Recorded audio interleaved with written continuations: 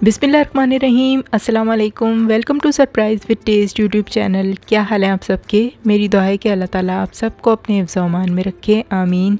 आज हम आपके साथ बहुत ही मज़ेदार और बहुत ही एक्साइटिंग रेसिपीज़ शेयर करने वाले हैं जो दोनों एक दूसरे को कॉम्प्लीमेंट भी करते हैं। सबसे पहले हम यहाँ पे गार्लिक चिली हॉट सॉस बनाएंगे। बहुत ही मज़ेदार होती है, बहुत ही चटपटा, खाने वालों की फेवरेट है। यहाँ पर हमने 10-15 लाल मिर्चें गर्म पानी में 1 घंटे के लिए भिगो के रख दी थी। साथ ही लहसुन के यहाँ पे हमने बड़े 5-6 जवे ले लिए हैं और इनको भी हम अच्छी तरह से मिर्चों के साथ ग्राइंड कर लेंगे। मिर्चों को बस हमने इतने पानी में भिगोना है कि वो उसमें डूब जाएँ, ज़्यादा पानी नहीं रखना। देखिए अच्छी तरह से हमने फ़ाइन इसको पीस लिया है। अब ये ऐसा दिखाई दे रहा है। अब इसमें हम नमक ऐड कर लेंगे 1/2 टीस्पून और साथ ही हम इसके अंदर ऐड करेंगे ऑलिव ऑयल 1 टीस्पून, 1 चाय का चम्मच। इस तरह इसकी शेल्फ़ लाइफ बढ़ जाती है। आप इस चटनी को बनाकर फ्रिज के अंदर 1 हफ़्ते तक इस्तेमाल कर सकते हैं। बहुत ही चटपटी होती है, दाल के साथ, सब्ज़ी के साथ और इस तरह कबाब वगैरह के साथ बहुत ही डिलीशियस लगती है। हमें उम्मीद है आप जब इसे बनाएंगे तो बहुत इंजॉय करेंगे। देखिए हमारी चटनी बिल्कुल तैयार है सर्विंग के लिए और हमने इसे अब सर्विंग बाउल में निकाल लिया है और इसे एंजॉय करने के लिए तैयार हैं। आइए अब हम बनाते हैं बहुत ही मज़ेदार चिकन चपली कबाब। बहुत ही इजी और बहुत ही क्विक बनते हैं। इसके लिए यहाँ पर हमने चिकन का कीमा लिया है 400 ग्राम। आप चिकन की बोटियों को फ्रीज़र में रख दें और जब वो अच्छी तरह ठंडी हो जाए तब उसे पीसे तो बहुत अच्छा कीमा बनता है। बेसन लिया है हमने यहाँ 3 से 4 खाने के चम्मच और ठंडा मक्खन 1.5 खाने का चम्मच लिया है।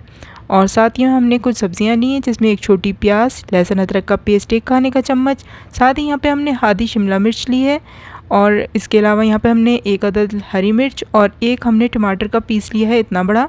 और ये सब सब्जियों को खूब अच्छा और ठंडा होना चाहिए। और 1 मुट्ठी भर हमने हरा धनिया भी लिया है। कुछ मसाले लिए हैं जिसमें ज़ीरा, धनिया, कुटे मिर्च, मिर्च का पाउडर, गरम मसाला, नमक और चिकन पाउडर शामिल है। सभी की तफसीलात आप स्क्रीन पर और डिस्क्रिप्शन बॉक्स में देख सकते हैं।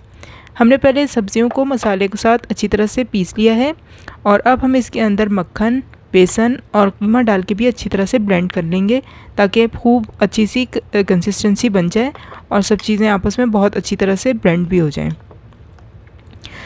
तमाम चीज़ों को अच्छा और ठंडा होना चाहिए। अगर आप चीज़ों को रूम टेम्परेचर पे रखेंगे तो फिर कीमा हमारा अच्छी तरह से पिसता भी नहीं है और ना ही हमारी कंसिस्टेंसी उस तरह से बनती है जिससे हम आसानी से कबाब बना सकें। इसलिए कोशिश कीजिए कि तमाम चीज़ों को खूब अच्छा और ठंडा रखें। सब्जियां भी फ्रिज पे पहले रख लें ताकि वो खूब अच्छी तरह ठंडी हो जाएँ। और टमाटर कोशिश कीजिए कि ऐसा ना हो जिसमें ज़्यादा पानी हो, बल्कि थोड़ा सख्त टमाटर लीजिए। अब हमने यहाँ पर तमाम कीमा भी ऐड कर दिया है और तमाम मसाला जात, बेसन, मक्खन, सभी चीज़ें हमने इकट्ठी पीस ली हैं और इस तरह से हमारा कीमा मैरिनेट होने के लिए बिल्कुल तैयार है। अब हम इस तैयारशुदा कीमे को 1 घंटे के लिए फ्रीज़र में रख देंगे ताकि ये अच्छा स्टिफ़ भी हो जाए और अच्छी तरह से मैरिनेशन भी हो जाए। 1 घंटे के बाद हमारा कीमा अब कबाब बनाने के लिए बिल्कुल तैयार है। देखिए ठंडा हो गया है, जम सा भी गया है। अब हमारे कबाब बहुत इजीली बन जाएंगे। यहाँ सबसे पहले हमने अपने हाथों को ग्रीस कर लिया है ऑयल के साथ और वर्किंग सरफेस के ऊपर हमने प्लास्टिक रैप चढ़ा लिए और इसके ऊपर भी हमने थोड़ा सा ऑयल अप्लाई कर दिया है। अब इससे हमारे कबाब बहुत ही स्मूथली बन जाएंगे। अब यहाँ पर हमने कबाबों में से के कीमे में से तकरीबन इतना कीमा लिया कि एक बड़े साइज़ का कोफ्ता बन जाए। जैसे कि आप वीडियो में देख रहे हैं इस तरह एक कोफ्ते की शेप दे ली हमने। और अब हम इसे अपने वर्किंग सरफेस पे रखकर एक प्लास्टिक रैप के ही पीस से इसको कवर कर लेंगे जिस तरह से कि आप देख रहे हैं। और इसके बाद एक फ्लैट प्लेट की मदद से इसको हम इस तरह से प्रेस करके कबाब की शेप दे लेंगे।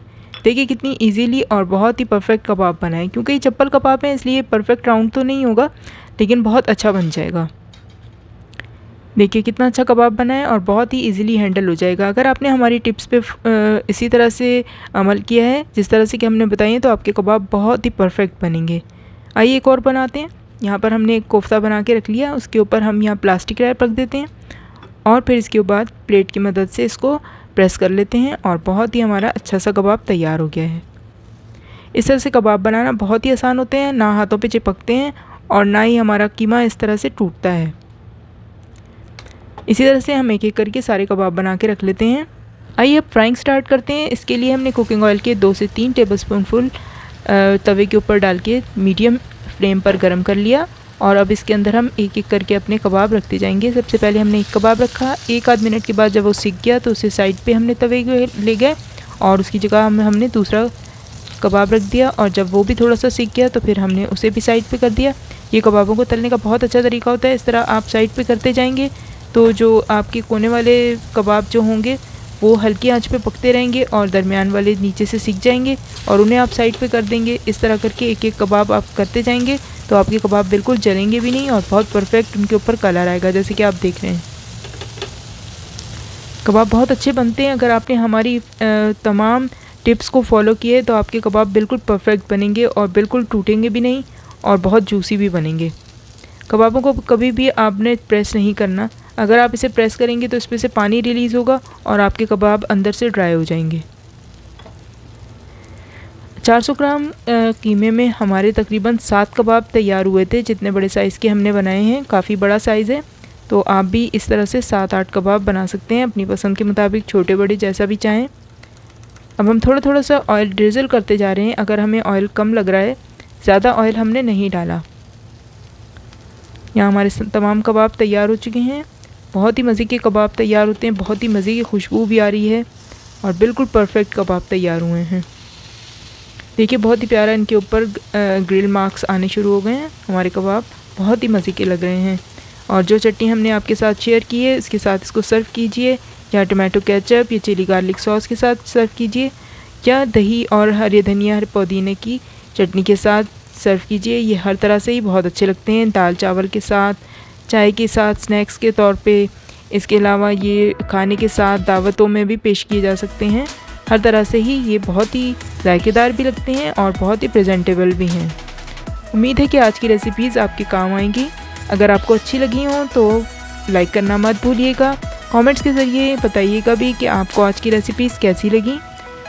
इंशाल्लाह जल्दी किसी नई रेसिपी के साथ फिर मुलाकात होगी। हमें दुआओं में याद रखें और अपना ख्याल रखिए। अल्लाह हाफिज़।